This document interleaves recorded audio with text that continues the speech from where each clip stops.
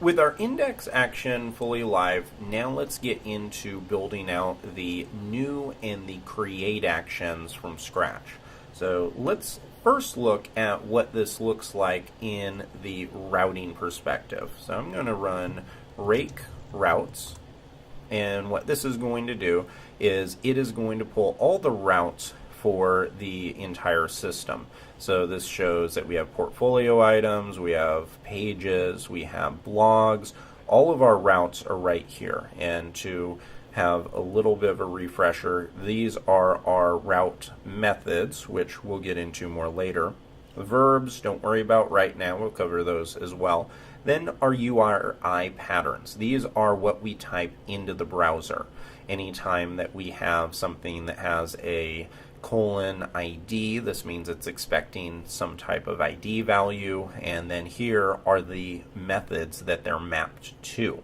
So this makes it pretty easy to see that. And also one other thing that we can do, let's pretend that we're in an application that has hundreds of routes. This could be a very challenging thing to navigate, but we could also do rake routes, give a pipe, which the pipe is that character on the keyboard right above return, and I can type grep portfolio, and what this is going to do is it's going to filter the list and only bring back the items that have the word portfolio in it. So if I hit return now, you can see that we have a much easier to read list, and it even highlights portfolio, and that may or may not happen on your system. It all kind of depends on how your terminal works, but you will get the same output.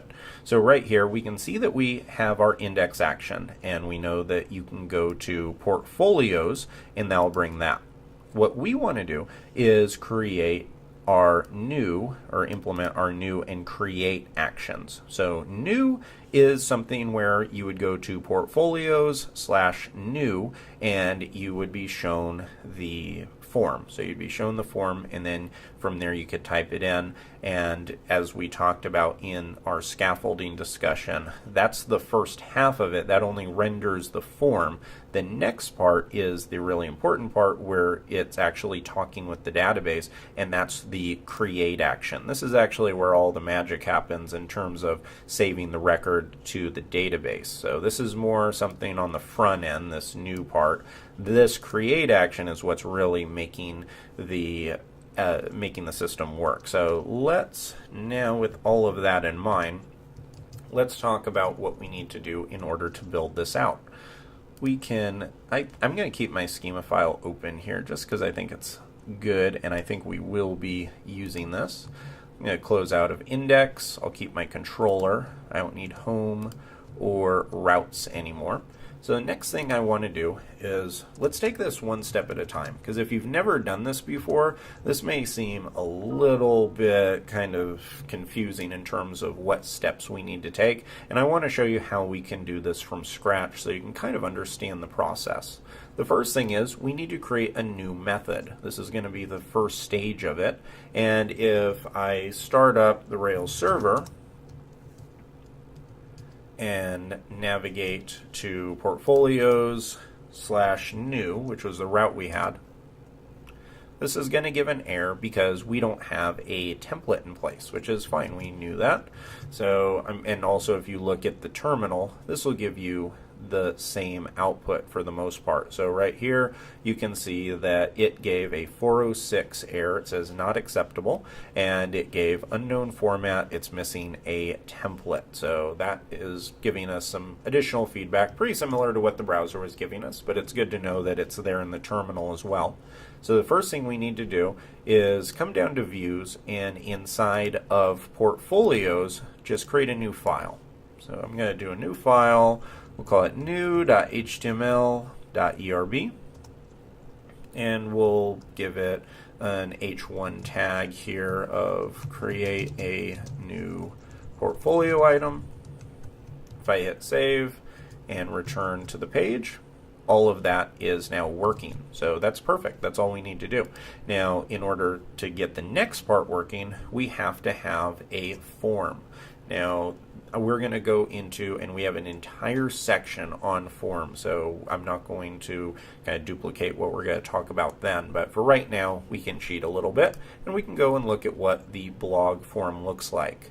Now, don't be confused that they used with the scaffolding system, they used what's called a partial, which is where you put an underscore here, and it's a way of using partial data or partial view elements. We're going to get into using partials later. For right now, just copy it right into the new section.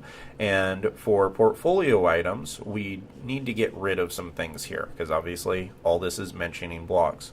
First, get rid of all of these errors. We're not going to worry about errors. We'll implement that later in our form section.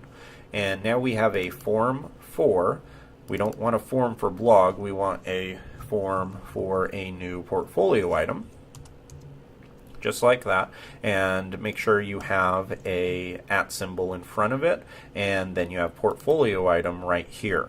This, you can keep this block variable. This stands for F, or for form, and it is what gets placed in front of each one of these items. So for portfolio items, we do have a title, so everything here is the same, and we actually have a body too, but in between that we have a subtitle.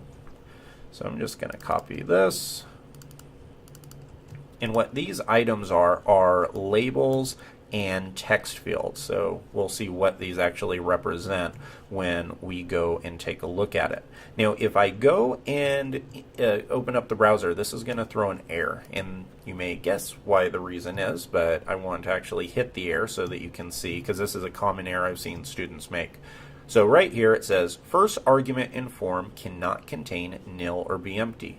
What does that mean? That is actually telling us that this form for, this is a method. This is just a method, just like any other method, like our index method or our edit method, anything like that. It's a method, and it expects an argument. And the argument it expects is portfolio underscore item, but what the error message is saying is that it can't be nil or empty, which means that Ruby went, and the Rails system went and looked and said, okay, I need a portfolio item to pass it to the form for method, but when it did that, it found that there was nothing like that, nothing existed. And it's because we need to, try to guess it before I show you, we need to make this available from the controller. This is where we get into data flow. So the controller has a direct line of communication with the view, and so we need to be able to provide this instance. It can't create this out of thin air. We need to make this available inside of this method. So I'm going to say portfolio item equals portfolio.new. Now if I come back here and hit refresh, look at that. Now we have a form. It has our title, subtitle, and our body. Now, in one other thing that's kind of neat about it, look at this. Even though we didn't put create portfolio, by default f.submit actually does that for us. So it wrote create portfolio right there, and now we have all of our items. Now, this is not the entire implementation. As you may have guessed, we have to do a little bit more work, because all we're doing, remember that new only renders the item, it doesn't actually create it. So if I come here and I put my something and something else here and something else here and hit create portfolio, this is going to throw an error, because it says the action create could not be found for portfolio's controller. Remember when, and I'm going to come up here to view, and let's come and create some rows, because I think it'll be easier to see here. So here I have our controllers, and I'm going to come to blogs controller, drag it down. Now notice we have our new action here, just like we have our new action. And do you notice anything familiar? We do the same exact thing. When we called portfolio.new, that's exactly what the scaffold did. We created a new instance of the portfolio and made it available to the form. But that's only half of the battle. The next thing that we have to do is we need to be able to make that available and connect to the database. So I'm just going to copy the create action here. And let's walk through exactly what this is going to do. Obviously, we don't want to create blogs, so I'm going to replace all of that blog part with portfolio item. And this blog params, this is going to get a little messy. We are not going to get into what strong parameters are. So I'm going to come down here and we're just going to copy that entire method. And later on, we're going to replace it. But for right now, just know that what we're doing here is we're telling the form what it's allowed to access. Later on, when we get into forms and security, then this is going to make more sense. But for right now, we're just going to say portfolio instead of blog, and then we're going to permit a title, a subtitle, and then a body. We're not going to worry about images or anything like that right now. We already have that in our seeds file. We don't need to duplicate those efforts. So right here we have title, subtitle, body. This says to Rails that, hey, these are the parameters that we're allowed to, that are allowed to go through the system. If we didn't have this, and this was something in much older versions of Rails that didn't have this, the problem that you ran into is you would have some security flaws. So someone could submit something that didn't have a title, subtitle, or body. It was something that a hacker would send through, and the system would simply render it. It would simply let the database access it, and it could cause a lot of bugs. But now what we're doing is we're giving a whitelisted set of parameters here. And like I said, I'm going to try to stop myself from going into it because we're going to have an entire guide dedicated to what strong parameters are and how to use them. But for right now, I just know that we're passing this in and we're saying, hey, these are the items that are allowed into the system. And that is our portfolio item. Now, inside of this, we're going to just, for right now, let's just replace those, and we'll say that your portfolio item is now live. Now, one thing, I don't want to create the show action yet, so one thing that you can do, Rails is so flexible, you can pretty much do anything you want. So with our blog, you know that whenever we went to blogs/new and we created something new here, remember that it took us to the show page. This is the show page where it shows the details of what we just created. We're not locked into having to do that. We can have this, instead of redirecting to portfolio items, we can have it redirect to portfolios right here, and actually portfolios path. And this gets us a little bit ahead of where I wanted to be, but I'm going to show you. In our deep dive, this is what we're going to be covering. But right here, I'm using a different version of Ruby. So if I do rake routes, and if you're wondering why I got that error, it's because I have my terminal set up to use a different default version of Ruby for my other applications whenever I create a new terminal instance, but we need to use 2.40 for this. But anyway, okay, so what I'm doing here is this portfolio's prefix. This is a method, and it's called prefix because you have the ability to do portfolio's path or portfolio's URL. We'll go into the difference of what that means later on. But for right now, I want to do portfolio's path. So what this is doing is we're changing behavior. We're saying if this all goes through and this item gets saved, then instead of redirecting it to the item, because we haven't created a show page yet, I want you to recreate to the full list of portfolio items. So that is a little bit different behavior, and that's what I want to have it do. And there are many times where that is the behavior I want. There's many times where I have zero desire to send the user to the show page afterwards. I want to send them back to their full list of items. So coming back here, if I go to portfolios new now and type in my new portfolio, something here and something here, we have an error, and this error actually is not a bad thing, and it's because of our image tag we sent through. It's expected to find an image for right now, I'm just going to comment that out. So inside of our portfolio index, you can see this is what's throwing the error. If you see nil is not a valid asset source, so what it's looking for is an image, but because we didn't provide any, then it's not going to show them. There's two ways we could fix this just in development mode. One, I could put a hashtag right in front of the equals, and if I hit save, then this works. And if I scroll all the way down, you can see that that was successfully added to the database, so all that worked. Now, there's another way of doing this that I think would probably be a better way, where I could say image tag, so it's all of this, and then say unless, or I could just say this, where I say if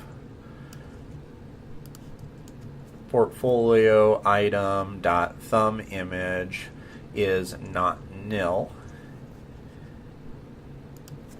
and put a pound or a bang in front of it. Let's see if this works. There you go, that worked. Now, don't worry, I'm not going to leave you just by me throwing all that code up there without talking about it. So what I'm doing here is I'm saying that I want you to run this code if this is true. And I'm using a little bit of a double negative, so hopefully no English majors watching this are going to get too mad at me. But what I'm doing here is I'm saying if portfolio item dot thumb image is nil, and nil is a method provided by Ruby, so it checks on any kind of item and it says if it's nil or not, and I want to say if it is nil, and then I throw a bang in front of it, which gives me the exact opposite of what it is. So this is if it's true, it's going to be false, and false if it's going to be true. And you know what, in fact, I think that that is still way too confusing, so let me actually give you a cooler syntax. Here, there you go. So it's still working. What this is it's an alternative that Ruby provides called unless.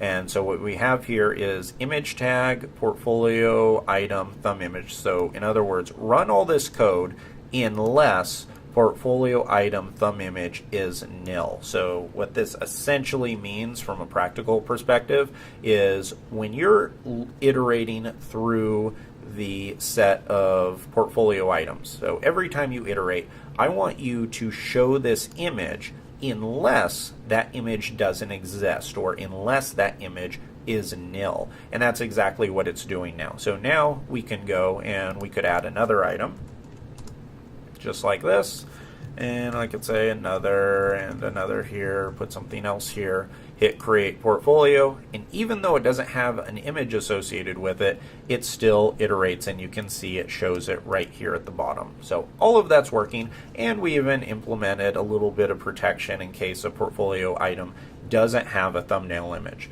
This is going to be taken care of later on when we get into data validations, and then we'll eventually add the ability to add images via the form. But for right now, I think that it's a good tool to be able to learn how to deal with potential nil values, because that is a very common bug that you'll run into when you're building out Rails applications is the nil error, and this is a way of just being able to bypass it. So with that, I'm going to exit the terminal, see all the changes we made, add all of them to the code, say git commit, integrated new and create actions for portfolios, hit get push origin portfolio dash feature, and now it is there. So great job if you followed through with it. I know that was a little bit longer of an exercise, but we learned quite a bit in it, and I think that hopefully it's the whole point of the data flow in Rails and how you can pass items through the model, the view, and the controller are starting to make a little bit more sense. And if not, don't worry, because in the next guide we're going to do something very similar, which is to build out the ability to edit items.